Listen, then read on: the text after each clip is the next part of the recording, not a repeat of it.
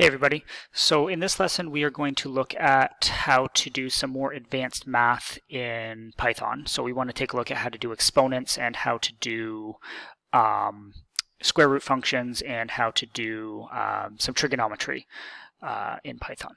So exponents there's a couple different ways we can do those. The first way is the easiest way. You don't need to do anything fancy. You're just using a double star operator. So if you say wanted to do, let's say store the value of 2 to the exponent 3 into a variable. So let's say x equals 2 and then exponent 3. Okay, so double star doesn't mean 2 times 3, it just means 2 to the exponent 3. So if we were to print that out, it should print the value of 8 as we expected. Okay, so that's the easiest way to do it, and that works for 99% of the cases you might want to do.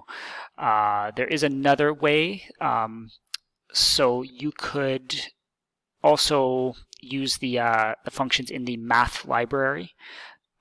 So just like in the previous video we were talking about functions in a random library, we could also import some more math functions. So if we say import math, okay, there is a power function in the math library. So you could say that if you wanted to do the same thing, so 2 to the exponent 3, you could say math.pow, okay, and then you do the base first in the brackets and then comma the exponent. Okay, so that would also give you 2 to the power of 3. So if I printed x, it should give me 8. Now you'll notice one perhaps slight difference in the outputs of those two things. So in the first one, when I did just this, do it again. So y was 2 to the 3. It gave us an 8, and that gave us an integer, and this is giving us a floating point value. Okay, so math.pow will always give you a float as its result, where this one, I'm not going to say it always gives you an integer because it doesn't, but it depends on what you actually put in here. All right, so if I were to say do 2.0 to the exponent 3, okay, oh, I should print y. Okay. See, now it's going to give me they're both giving me the same thing, right? Or even if I did something like 2 to the exponent 3.0, you can do fractional exponents as well. That's no problem. Okay. It's also giving me the floating point result. So when you're using the double star operator, it will return a floating point if either one of these arguments is a float, but if they're both integers, then it will give you the integer value of the exponent, where math.pow, it actually won't matter what is in here, whether they're integers or floating point numbers. It's always going to give you the decimal equivalent to it. So if you wanted to do the square root of a number in Python, then you will also need the math library imported, and you can use the sqrt function in it. So if you wanted to say find the square root of the number 25, you could say x equals math.sqrt, and then the value you want to take the square root of. So that should print out 5. Okay, when we run it, again, it's a square root. You would probably expect a floating point answer from any of those values, and that would be correct. You do have to watch the domain when you're taking the square root. This particular function is not going to handle, say, the root of a negative number. It's going to tell you there's a domain error when you try to do that. So depending on what you're actually coding, you may need to watch that, and maybe later on in the course you could figure out a way to prevent any negative numbers from going in here. Now, one thing Python does not have is if you wanted to do, say, like the nth root of something, so like the cube root or the fourth root of something. There isn't a built-in function to do that, but we can use our math skills and kind of figure out a kind of a workaround around that, because if you remember, square roots are really just fractional exponents, right? Like the square root is to the exponent a half, a cube root is to exponent a third, etc. So I could do the same thing here with that power function, right? So if I wanted the square root of 25, I could say math.pow 25 to the 0.5, okay? And it will also give me the same answer there, right? Or you could also just do 1/2 in there as well, or if you wanted, say, the cube root, let's see what the cube root of 27, I believe, is 3, right? Okay. So that is a way you can do the nth root of something. You just need to use the power function. There's not a built-in function in the math library to do those specific things. And the next thing that we wanted to look at was doing some basic trigonometry. So looking at sine, cosine, and tangent, and how to implement those in Python. Now, unfortunately, this is where our curriculum doesn't really line up with what we want to do now. So we're used to working with degrees as our unit of measurement when we're doing trigonometry, but engineers in science typically uses the concept of Radian Measure, and since this is a grade 11 course, you actually don't see Radian Measure until grade 12 math. So it's not really a big deal. It's just a different unit of measurement, like degrees Celsius versus Fahrenheit. So instead of measuring 360 degrees in a circle, there are actually 2 pi radians in a circle. So 1 radian is about 57 degrees. If you're doing the calculation on that. The only thing you really need to know is that you have to do the conversion, or the numbers that it spits out won't make any sense. Okay, so we can convert angles from radians to degrees or from degrees to radians with a Python command. So it's not really going to be a big deal. Okay, and there are built-in functions for sine, cosine, and tangent, and their inverse functions. Right, so you know that when you do sine, cos, and tan, it's just really a ratio that it's giving you back, and when you're trying to find angles, you have to use those the inverses, so, or they're often called arc functions in programming. So like arc sine, arc cos, arc tan. That's like the sine -1 on your calculator, the cosine -1 on your calculator. All right. So all of these have built-in functions. So I'll just show you quickly how to write those, and then how to do the conversions.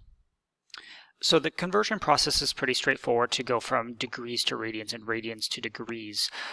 So let's say you have an angle that you wanted to convert into radians. You literally would type,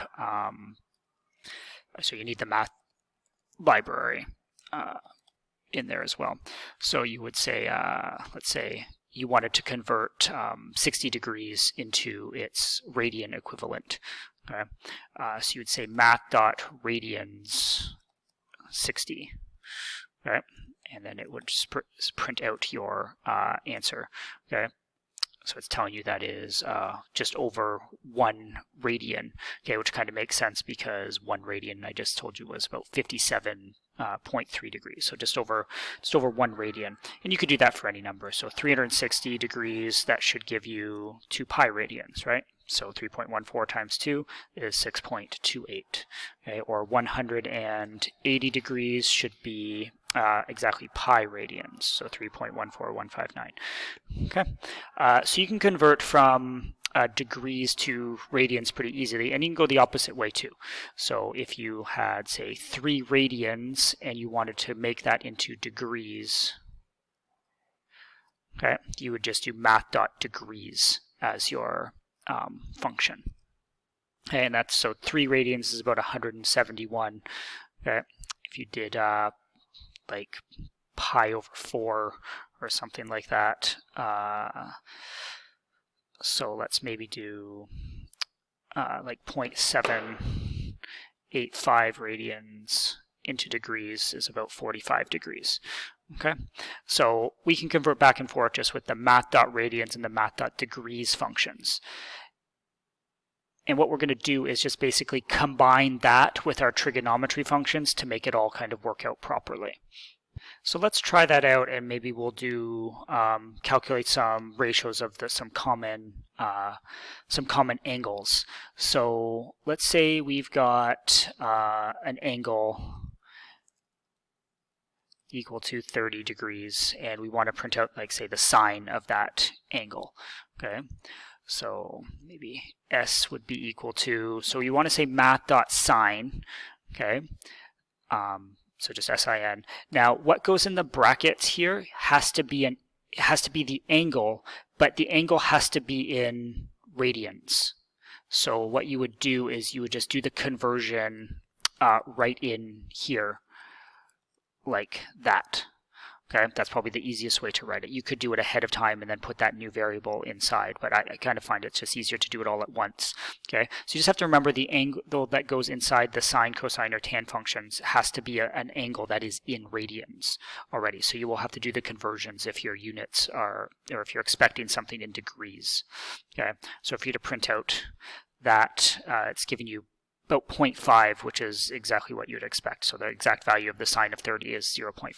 So Python can't do, I mean, it has some type of finite amount of memory when it's doing the calculation. So you do get these not perfect values all of the time when you're doing them. And if you're doing, say, cosine of 30, that should give you, what, about 0.866 if you remember from math. Okay, and that one does a pretty good job with that one. And then you could do the tan. Okay, so maybe do the tan of 45, because that should be 1 exactly, right? And it's giving you 0.99999. Okay, which would be good enough if you were doing some type of calculation where you were okay with floating point values. And if you're trying to do exact level algebra with some of this stuff, well, then it's not going to work. It's just returning decimal numbers all of the time. Okay, so sine, cos, and tan, right? It's just their functions. Just remember that you need to put the angle in radians before you can do the calculation. So if we wanted to do the opposite operation where you've got, say, a triangle or a ratio already, and you're trying to find the angle here, then we're going to use the arctan function. So they're like the arc sine, arc cos, or arc tan function. So how they're written would be like a tan, a cos, or a sine. So I guess it depends on what you're doing. You really need a triangle. So I think the one in the lesson that you'd already gone through was at the 3, 4, 5 triangle. So the two side lengths were so side 1 was 3, side 2 was 4, and the third side would be you could find using the Pythagorean theorem if you wanted to, but it works out to 5. A Pythagorean triple is 3, 4, 5. If you wanted to find all the angles in those triangles, and this is a right angle triangle, then you could use any number of kind of combinations. But let's say you're trying to find the one angle with this being the adjacent side and this being the opposite side. So that would be tan that you would use. So you would need to say, so my angle would be, so you want to do a tan, right? And then you want your ratio, which was 3/4. Okay, so whatever goes in here, that's the opposite over adjacent, opposite over hypotenuse, adjacent over hypotenuse, depending on what trig function you're using. Okay, it could just be a decimal number. It doesn't matter. But the result of this will be an answer in radians. Okay, so if I were to run that,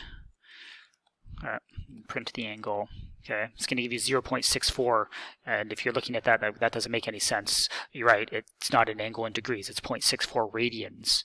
So you need to do the conversion. So you would say math.degrees out in front.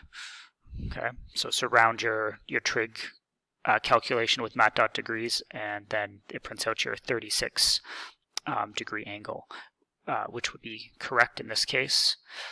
And if you want to find, you could use any ratio you wanted, right? To find that angle, you could, or to find any of the other angles in the triangle. But I'll leave the math up to you. You guys have done that math before, right? So you just have to remember with trigonometry that you do need to do the conversions from radians to degrees, and you've got to think about the math ahead of time. It's not something that is straightforward all of the time. It depends on the problem you're trying to solve.